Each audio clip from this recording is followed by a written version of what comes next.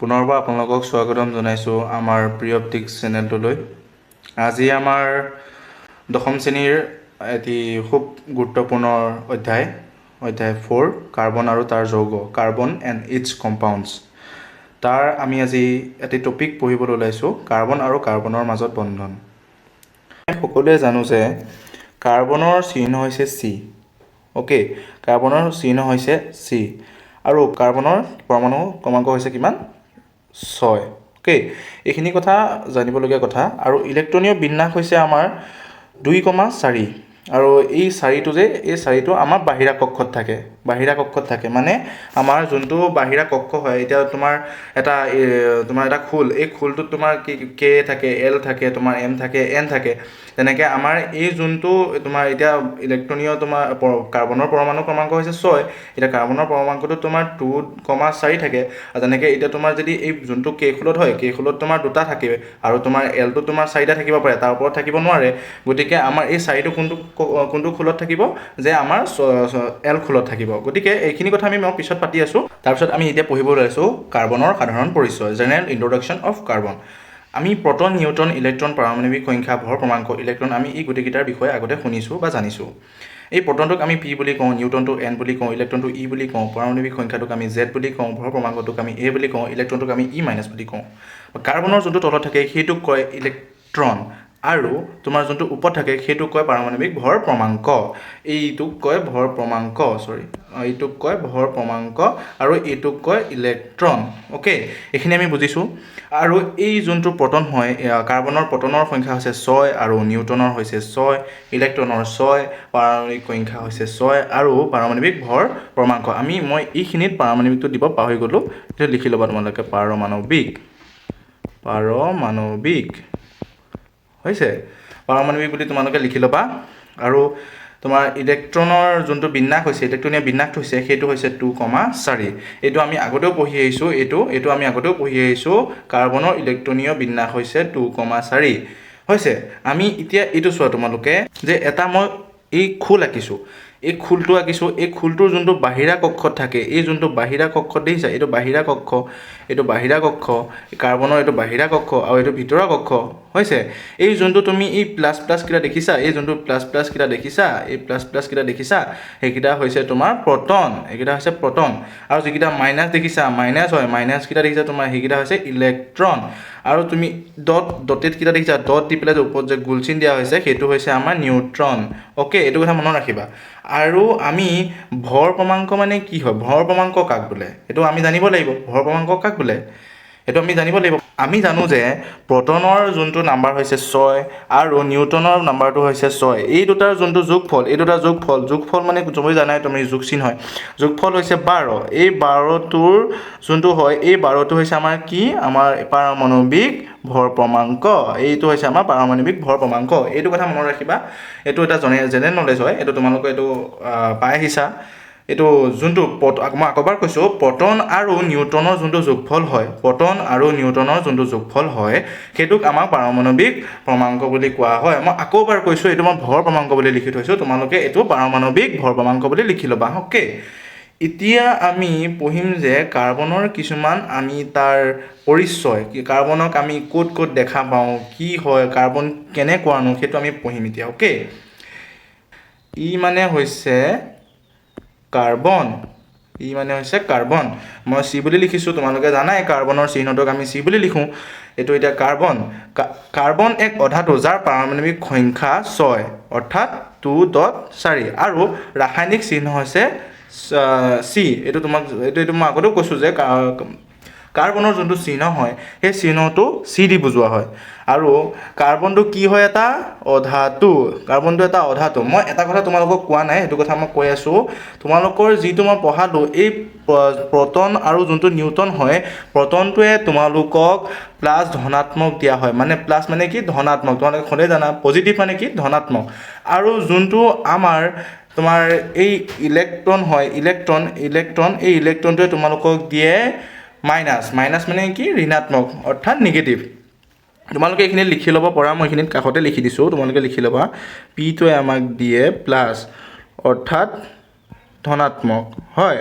তোমালোকে চবেই জানা যে পজিটিভটোক ধনাত্মক বুলি কোৱা হয় আৰু যোনটো আমাৰ ইলেক্ট্ৰন হয় ইলেক্ট্ৰনটোৱে আমাক দিয়ে মাইনাছ অৰ্থাৎ নিগেটিভটো আমি কি বুলি লিখোঁ ঋণাত্মক চবেই জানাই হয় এইটো এটা জেনেৰেল নলেজ এইটো তোমালোকে জানাই হয় তাৰ পৰা আমি পাইছোঁ যে এটা নিউটনটো কি হয় নিউটনটো তোমালোকৰ প্লাছো নহয় মাইনাছো নহয় তেন্তে কি হ'ব নিউটনটো হ'ব আধানহীন মানে তাত আধান নাই অৰ্থাৎ নিউটনটো তোমালোকৰ আধানহীন বুলি লিখিবা কাৰণ আধান নাই বুলি লিখিলে আমাৰ মাৰ্ক কাটা যাব কাৰণ এইটো বহীত লিখিলে নহ'ব আমি কিতাপৰ ভাষাত লিখিব লাগিব গতিকে আধানহীন বুলি লিখি ল'বা তোমালোকে দেই আধান নাই মানে ইয়াত প্লাছ মাইনাছ একো নাই আধানহীন অ'কে এইখিনি মই এতিয়ালৈকে মই যিখিনি কৈছোঁ তোমালোকে বুজি পাইছা বুলি মই ভাবিছোঁ ইয়াৰ পিছৰখিনিলৈ মই গৈছোঁ এইখিনি তোমালোকক মই কৈছোঁ এইটো টপিক কৈছোঁ 1 নম্বৰ পইণ্টটো মই ক'লোঁ যে কাৰ্বন এক অধাতু যাৰ পাৰমাণৱিক সংখ্যা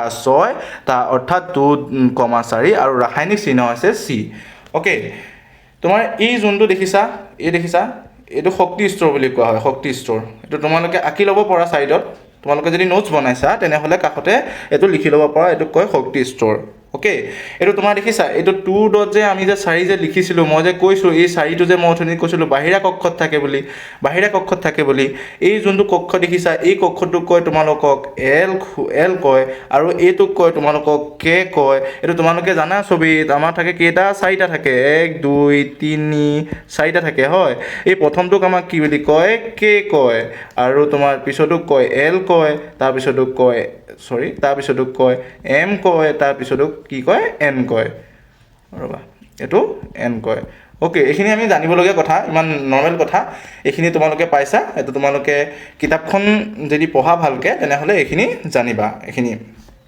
আৰু এই টুটো যে লিখিছিলোঁ এই টুটো যে আমি লিখিছিলোঁ এই টুটো এইডাল দেখিছা এইটো এটা আৰু দুটা এই কেইখনত আমাৰ কেইটা ইলেক্ট্ৰন থাকে দুটা ইলেক্ট্ৰন থাকে আৰু এই যোনটো 4টো লিখিছিলোঁ এই 4টো এইটো 1 2 3 4 এই 4টা থাকে আৰু ইয়াত 4টাৰ ওপৰত থাকিব নোৱাৰে অ'কে এই বাহিৰা কক্ষত এই 4টাই থাকে অথনি যে পঢ়াইছিলোঁ মই বাহিৰা কক্ষত 4টা থাকিব পাৰে সেইটোকে কৈছে যে কাৰ্বনটোৰ বাহিৰৰ যোনটো কক্ষ মানে অৰ্থাৎ এল কক্ষ এই কক্ষটোক তোমালোকৰ 4টা থাকিব পাৰে ইলেক্ট্ৰন 4টা থাকে তাৰ ওপৰত থাকিব নোৱাৰে তোমাৰ এইটো পিছত পঢ়িম আমি যেতিয়া এই গোটেই টপিকটো ভালকৈ ডিছকাছ কৰিম পিছলৈ তেতিয়া মই ভালকৈ বুজাম এতিয়া বৰ্তমান তোমালোকে এইটোৱে বুজি লোৱা যে 4টাৰ ওপৰত থাকিব নোৱাৰে তাৰপিছত আমি 2 নম্বৰ পইণ্টটোলৈ আহিছোঁ মই এইটো সুবিধা হ'বৰ কাৰণে মই এইটো মুচি লৈছোঁ তোমালোকে এইখিনি লিখি ল'বা এইখিনি হা এইটো মই মুচি লৈছোঁ ধুনীয়াকৈ লিখি ল'বা এইটো যাতে তোমালোকে বুজি পোৱা অ'কে এতিয়া মই 2 নম্বৰ পইণ্টলৈ আহিছোঁ যে কাৰ্বনৰ ইলেক্ট্ৰন এতিয়া আমি 2 নম্বৰ পইণ্টটো চাম কাৰ্বনৰ ইলেক্ট্ৰনৰ বিন্যাস 2,4 আৰু যোজ্যতা হৈছে 4 অ'কে যোজ্যতা হৈছে কিমান 4 সেয়েহে ইয়াক আমি চতুৰ্শ সহযোগী বুলি কোৱা হয় কি বুলি কোৱা হয় চতুৰ্শ সহযোগী বুলি কোৱা হয় এই যোনটো মই এই তোমালোকে এই যেতিয়া নোটছটো লিখিবা এইটো শুদ্ধ কৰি ল'বাচোন এইটো 4 হৈ আছে 4 কৰি ল'বা একেটা কথা খালি মই এইটো ইংলিছত লিখা গ'ল আৰু এতিয়া আমি পঢ়িম যে এই যোজ্যতা 4 বুলি যে কৈছে এই যোজ্যতা যে 4 বুলি কৈছে এই যোজ্যতা 4 মানে কি কৈছে গম পাইছা নাই তোমালোকৰ এই বাহিৰা কক্ষত যে 4টা যে থাকে এই 4টা ওপৰত থাকিব নোৱাৰে সেইটোকে বুজাইছে যোজ্যতা 4 গম পাইছা এই আমাৰ যোনটো এই খোলটোৰ নাম কি আছিলে সকলোৱে মই কৈছিলোঁ মাত্ৰ এল খোল হৈছে এল খোল বুলি যে কৈছিলোঁ সেই এল খোলটোত আমাক কি বুলি কেইটা থাকিব পাৰে ইলেক্ট্ৰন 4টা ইলেক্ট্ৰন থাকিব পাৰে আৰু সেইটো কাৰণে ইয়াৰ যোজ্যতা কিমান 4 এই 4টা যোজ্যতা হোৱাৰ কাৰণে সেয়েহে ইয়াক কি বুলি কোৱা হয় চতুৰ্শ সহযোগী বুলি কোৱা হয় এইখিনিলৈকে বুজি পাইছা এতিয়া আমি 3 নম্বৰ পইণ্টলৈ যাওঁ 3 নম্বৰ পইণ্টত কৈছে যে সকলো জীৱ আৰু বহুতো জড় পদাৰ্থত কাৰ্বন পোৱা যায় অৰ্থাৎ জীৱবিলাকৰ ক্ষেত্ৰতো কাৰ্বন পোৱা যায় এতিয়া মানুহৰ দেহতো কিছুমান কাৰ্বন থাকে সেইটোতো চবেই জানাই কিছুমান জন্তু বা কুকুৰ মেকুৰী সকলো বিভিন্ন ধৰণৰ যিমানবিলাক জীৱ আছে সেই সকলোবোৰতে কাৰ্বন পোৱা যায় অৰ্থাৎ জড় পদাৰ্থ কিছুমানতো কাৰ্বন পোৱা যায় যেনে তোমাৰ কিতাপবিলাকতো তোমাৰ কাৰ্বন থাকে এই তেনেকুৱা ধৰণৰ বস্তু কিছুমানতো মানে ইত্যাদি কিছুমান বস্তুটো তোমালোকৰ এই কাৰ্বনটো পোৱা যায় আৰু এইখিনি কাৰ্বন তোমাৰ যোনটো হয় সেই কাৰ্বনটো তোমাৰ সেই জীৱ আৰু বহুতো জড় বুলি কৈছে হয় এই জীৱবিলাকতো পোৱা যায় মানে সেই জড়বিলাকতো পোৱা যায় সেই লাইনটোকে বুজাইছে গম পাইছেনে যে সকলো জীৱ আৰু বহুতো জড় পদাৰ্থত কাৰ্বন চি পোৱা যায় সেইটোৱে বুজাইছে আৰু এতিয়া আমি 4 নম্বৰটো পইণ্টলৈ যাওঁ হয়নে 4 নম্বৰ পইণ্টত কি দিছে পৃথিৱীৰ খোলাত পোৱা কাৰ্বনৰ পৰিমাণ খনিজ পদাৰ্থৰ ৰূপত 0.02% আৰু বায়ুমণ্ডলৰ কাৰ্বন ডাই অক্সাইডৰ ৰূপত 0.03% থাকে মানে ইয়াত কি বুজাইছে যে আমাৰ পৃথিৱীৰ যোনটো খোল আছে খোলত তোমাৰ এই কাৰ্বনৰ পৰিমাণটো খনিজ পদাৰ্থৰ ৰূপত 0.02% হিচাপে থাকে গম পাইছানে এই কাৰ্বন খনিজ পদাৰ্থৰ ৰূপত কিমান থাকে 0.02% থাকে এইটো তোমালোকৰ MCQ প্ৰশ্ন আহিব পাৰে তোমালোকে এইটো নোট ডাউন কৰি থবা ধুনীয়াকৈ ইম্পৰ্টেণ্ট এইটো তোমালোকে ইম্পৰ্টেণ্ট বুলি তোমালোকে লিখি ল'ব পাৰা এইটো তোমালোকৰ ইম্পৰ্টেণ্ট হয় তোমাৰ আহিব পাৰে যে পৃথিৱীৰ খোলত পোৱা কাৰ্বনৰ পৰিমাণ খনিজ পদাৰ্থৰ ৰূপত কিমান শতাংশকে থাকিব পাৰে এইটো তোমাৰ MCQত আহি যাব পাৰে 0.03%, 0.05%, 0.02%, 0.10%। সেইটো তেতিয়া তোমালোকে ETC যিকোনো আহিব পাৰে তেতিয়া তোমালোকে লিখিব পাৰিবা 0.02%। এইটো তোমালোকে নোট ডাউন কৰি থবা আৰু বায়ুমণ্ডলৰ কাৰ্বন ডাই অক্সাইডৰ ৰূপত 0.03%কে থাকে মানে ইয়াত কি বুজাইছে এতিয়া আমাৰ তোমাৰ বায়ুমণ্ডলত বিভিন্ন ধৰণৰ তোমাৰ গেছ থাকে যেনে তোমাৰ নাইট্ৰজেন থাকে অক্সিজেন থাকে কাৰ্বন ডাই অক্সাইড থাকে মিথেন থাকে এনেকৈ ঢেৰ ধৰণৰ ইত্যাদি বহুত থাকে আমাৰ সেই নাইট্ৰজেন আমাৰ কিমান শতাংশ থাকে আমি সকলোৱে জানো যে 71% থাকে আৰু তোমাৰ মানে 71 মানে বুজি পাইছা নে 71% থাকে আৰু তোমাৰ অক্সিজেনৰ থাকে তোমাৰ 28% মানে কিমান 28% আৰু 1% অৰ্থাৎ 1% তোমালোকৰ বাকী যিমানবিলাক গেছ আছে সেইবিলাকৰ ক্ষেত্ৰত পোৱা যায় গম পাইছা সেই ক্ষেত্ৰৰ সেই গেছবিলাকৰ ভিতৰত আমাৰ কাৰ্বন ডাই অক্সাইডৰ এইটো কাৰ্বন ডাই দুটা হৈ আছে এইটো এটা লিখিবা ওকে এইটো কাটি ল'বা কাৰ্বন ডাই অক্সাইডৰ ৰূপত 0.03% ৰূপে থাকে মানে তোমাৰ সেই কাৰ্বন যোনটো হয় সেই যোনটো আমাৰ কাৰ্বন হয় C বুলি লিখিছোঁ মই তোমালোকে সবেই জানা যে কাৰ্বনৰ চিহ্ন C দি বুজোৱা হয় কাৰ্বনটো আমাৰ এই কাৰ্বন ডাই অক্সাইড ৰূপে আমাৰ এই যোনটো বায়ুমণ্ডলত হয় এই বায়ুমণ্ডলত আমাৰ 0.03% হিচাপে থাকে ওকে মই বুজিছোঁ যে ইমানখিনিলৈকে তোমালোকে ধুনীয়াকৈ ক্ৰিষ্টেল ক্লিয়াৰ হৈ গৈছে তাৰপিছত আমি আহিছোঁ যে সহযোগী বান্ধনি কাৰ্বনত পোৱা যায় সহযোগী বান্ধনি মানে কি সবেই এই নামটোতে সোমাই আছে সহযোগী মানে সহযোগী আহিছে সহযোগী বান্ধনি মানে তোমালোকে সহযোগী বন্ধনী তোমালোকে সবেই নামটোতে গমেই পোৱা যায় যে সহযোগী বন্ধনী মানে কি অৰ্থাৎ সহযোগী বন্ধনী মানে সহজ এতিয়া তোমালোকক মই কথা এটা ক'লোঁ CH3 হয় এইটো সহযোগী বন্ধনী কেনেকৈ হ'ব পাৰে এতিয়া C আছে তাৰ ওপৰত তোমাৰ এডাল বন লাগিছে H আছে তাৰপিছত H আছে তাৰপিছত H আছে হয় সেইটো বস্তু তোমালোকৰ এইটো এই যোনডাল বন দেখিছা এই বনটোক কয় সহযোগী বন্ধনী বন মানে কি বন মানে তোমালোকে চবেই জানা বন মানে হৈছে বন্ধনী কি হৈছে বন মানে হৈছে বন্ধনী এইটো তোমালোকে জানিবলগীয়া কথা দেই তোমালোকে যদি ভৱিষ্যতে সায়েন্স ল'ম বুলি ভাবিছা তেন্তে এই যিবিলাক ষ্ট্ৰাকচাৰ দেখিছা এইবিলাক বহুত তোমালোকৰ সন্মুখত আহিব গম পাইছা এই সহযোগী বন্ধনী কাৰ্বনত পোৱা যায় এইটো নৰ্মেল কথা এইটো জানিবলগীয়া কথা আৰু এইটো ইমানটা মানে তোমাৰ টান নহয় টপিকটো এইটো তোমালোকে পাৰিবা আৰু কাৰ্বন বহুৰূপী থাকে কাৰ্বনত মানে কি জানানে কাৰ্বন বহুৰূপী হিচাপে দেখা দিয়ে মানে অৰ্থাৎ কাৰ্বন বহুৰূপী হিচাপে দেখা দিয়ে মই তোমাক দেখুৱাই দিছোঁ কাৰ্বন তোমালোকৰ বহুৰূপী হিচাপে দেখা থাকে অৰ্থাৎ উদাহৰণস্বৰূপে মই 3টা লৈ আহিছোঁ তোমালোকৰ কিতাপতো আছে এটা হৈছে তোমাৰ হীৰা আৰু আনটো হৈছে এইটো মই মুছি লৈছোঁ তোমালোকে তেতিয়া বুজিবলৈ সুবিধা হ'ব এটা হৈছে হীৰা এটা হৈছে গ্ৰেফাইট এটা হৈছে ফুলেৰিন মানে হৈছে C60 মানে কি হৈছে কাৰ্বন আমাৰ কেইটা আছে C60 মানে কাৰ্বন আমাৰ কেইটা আছে 60টা আছে সবে বুজি পাইছা কাৰ্বন আমাৰ কেইটা আছে 60টা আছে এইটো C60 বুলি কোৱা হয় বা এইটো ফুলেৰিন বুলিও কোৱা হয় তোমালোকে NCERT খন যদি ভালকৈ পঢ়া অৰ্থাৎ কিতাপখন যদি তোমালোকে ভালকৈ পঢ়া তেনেহ'লে গম পাবা গ্ৰেফাইট থাকিব গ্ৰেফাইটত তোমাৰ কাৰ্বন থাকে ফুলেৰিনত তোমাৰতো কাৰ্বন থাকে C60 বুলি কোৱা হয় আৰু হীৰাটো তোমালোকৰ জানিবলগীয়া কথা যে হীৰাটো তোমালোকৰ কাৰ্বন দেখা যায় গম পাইছানে এইটো বহুত ডাঙৰ কথা হীৰাটো তোমালোকৰ এই কাৰ্বন দেখা যায় আৰু আমি সকলোৱে জানো যে পৃথিৱীৰ আটাইতকৈ কঠিন বস্তুটো কি হীৰা আমি সকলোৱে কি জানো যে কি পৃথিৱীৰ আটাইতকৈ কঠিন বস্তুটো হৈছে হীৰা ওকে দেন হীৰাটো আমাৰ কাৰ্বন দেখা যায়, গ্ৰেফাইটতো কাৰ্বন দেখা যায়, ফুলেৰিনতো কাৰ্বন দেখা যায়। সেইটো কাৰণে কোৱা হৈছে যে কাৰ্বন বহুৰূপী থাকে, অৰ্থাৎ মানে কি বহুত ক্ষেত্ৰত দেখা যায়, কাৰ্বনটো বহুত ক্ষেত্ৰত দেখা যায়, বহুৰূপী ক্ষেত্ৰত। এতিয়া তোমালোকক মই 3টা ফটো দেখুৱাইছোঁ, তোমালোকে চাব পাৰা। চোৱা, এইটো হৈছে আমাৰ গ্ৰেফাইট। অ'কে, এইটো হৈছে আমাৰ গ্ৰেফাইটৰ ষ্ট্ৰাকচাৰ, এইটো হৈছে আমাৰ গ্ৰেফাইটৰ ষ্ট্ৰাকচাৰ, এইটো আমাৰ গ্ৰেফাইটৰ ষ্ট্ৰাকচাৰ। ইয়াত তোমাৰ কাৰ্বন থাকে, ইয়াত কাৰ্বন ঢেৰ থাকে, কাৰ্বন ঢেৰ কাৰ্বন থাকে।